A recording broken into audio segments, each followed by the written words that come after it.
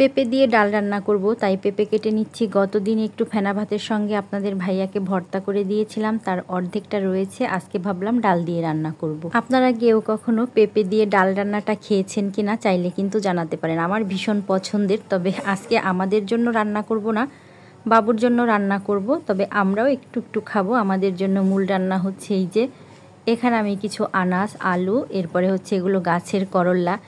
বেলকনিতে ছোট্ট একটা গাছ হয়েছিল, ছোট্ট গাছের করল্লাগুলো একদম মাঠ বলের মতন ছোট্ট ছোট্ট।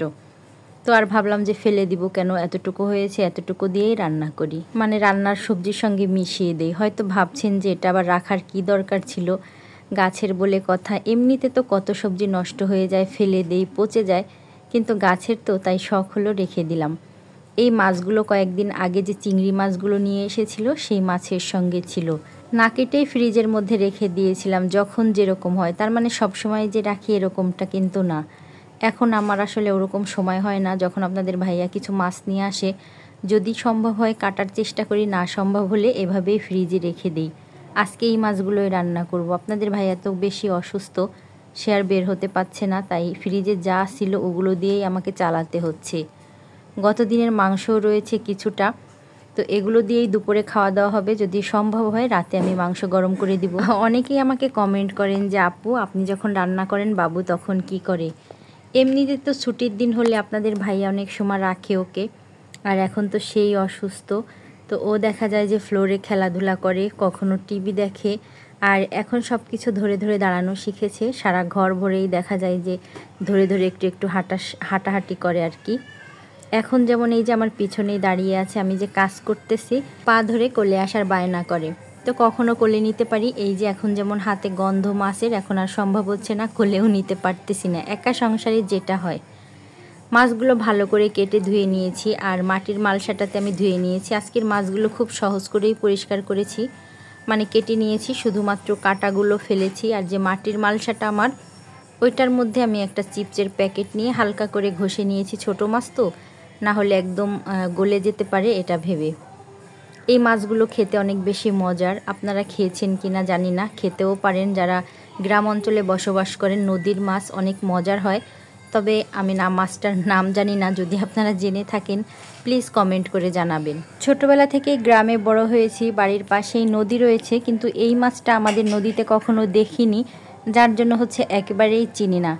তবে আপনাদের ভাইয়ার চাকরির ক্ষেত্রে বিভিন্ন জায়গায় ঘোরা হয়, বিভিন্ন রকমের নতুন নতুন মাছের সঙ্গেও পরিচয় হই। তবে মাছ খেতে আমি বরাবরই কিন্তু ভালোবাসি, যেটা আপনাদের সঙ্গে আগেও বলেছি। এই সবজিটা দিয়েই রান্না করলাম, জানি না খেতে কেমন হবে। আমি চাইলেও অন্য কোনো সবজি দিয়ে রান্না করতে পারছিলাম না, কারণ বাসায় আর কোনো সবজি ছিল না। আপনাদের ভাইয়াকে মনে হলো যে এখন একটু খাবার নাস্তা কিছু দেওয়ার প্রয়োজন। সে বলল যে একটা জাম্বুরা ছিল, এটাই কাটো। জানি না জাম্বুরা কেমন হবে, আর এখন হয়তো এটার পাকার সময় কিনা আমি তাও জানি না। তবে সাইজটা কিন্তু অনেক বেশি ছোট ছিল। প্রথম অংশটা কাটার পরেই দেখি না, যতটুকু জাম্বুরা ততটুকুই কিন্তু একদম পুর ভর্তি, পাতলাটা উপরের যে অংশটা একদম ছিল পাতলা, ভর্তি জাম্বুরা। তো কাটার মোড়ে মনে হচ্ছিল খুব বেশি রস নেই, কিন্তু খেতে হয়তো ভালোই লাগবে। এরকম টাইপের জাম্বুরাগুলো, মানে যেগুলোতে রস থাকে না, সেগুলো কিন্তু তেতো হয়, খেতে ভালো লাগে না। তবে এটা একটু মুখে দিয়ে দেখলাম যে না, খারাপ না। অনেক সময় জাম্বুরার নিচের অংশটা ছুটতে চায় না, তখন আমি কি করি, এইভাবে সবজি কাটার মতন, সবজি যেমন উপরের অংশটা ফেলে দেওয়া হয়, তখন এরকম উপরের অংশটা ফেলে দেই, আর খুব সহজেই কিন্তু জাম্বুরাগুলো ছুলে নিতে পারি। সহজে বলতে অনেকটা তাড়াতাড়িও হয়ে যায়। আর আমার তো কিছুটা তাড়াহুড়াও ছিল, রান্না চুলায় বসা, বুঝতেই তো পারছেন। কাজ তো একটা না, যদি একটা কাজ হতো রান্নাবান্না, আমি রিল্যাক্স মুডে করতে পারতাম। আমার তো চারিদিকে খেয়াল করতে হয়, একা হাতে সম্পূর্ণ সংসারটা, বাচ্চা, আপনাদের ভাইয়া এদিকে অসুস্থ, তো সব সামলাতে হয়। দেখা যায় একসঙ্গে আমাকে কয়েকটা কাজ নিয়ে বসতে হয়। একটা একটা কাজ করতে গেলে আমি সময়ের সঙ্গে পারি না, পেরে উঠি না। অনেক সময় কথাবার্তার মধ্যে অনেক রকমের ভুল ত্রুটি হয়ে থাকে, যেটা নিজে বুঝতে পারি না। আপনারা যদি বুঝে থাকেন প্লিজ ক্ষমা সুন্দর দৃষ্টিতে দেখবেন। ডাল দিয়ে পেঁপে রান্না, ছোটোবেলা থেকেই বরাবর এই খাবারটা আমার অনেক বেশি পছন্দ, আর আমি আমার বাবুকেও কিন্তু এই খাবারটা দিই। ওকে দেব বলে আমি কিন্তু একটা কাঁচামরিচ আস্তই দিয়েছি, এখানে লবণ, হলুদ, কিছুটা দিয়েছি রসুন কুচি, পেঁয়াজ কুচি, একটা তেজপাতা দিলে খুব সুন্দর একটা ফ্লেভার আসে। আপনারা কখনো এভাবে রান্না করেছেন কিনা জানি না, আমি তো প্রায় সময় করে থাকি। কখনো পুঁই শাক দিয়ে ডাল, আবার পেঁপে দিয়ে ডাল, এই 2 রকমের ডাল রান্নাটা আমার খুব পছন্দ। আপনাদের ভাইয়া এই ছোট মাছ ডাল দিয়ে খেতে পারবে কিনা তার জন্য আবার কয়েকটা চিংড়ি মাছ একটু পেঁয়াজ দিয়ে ভুনা ভুনা করেছি।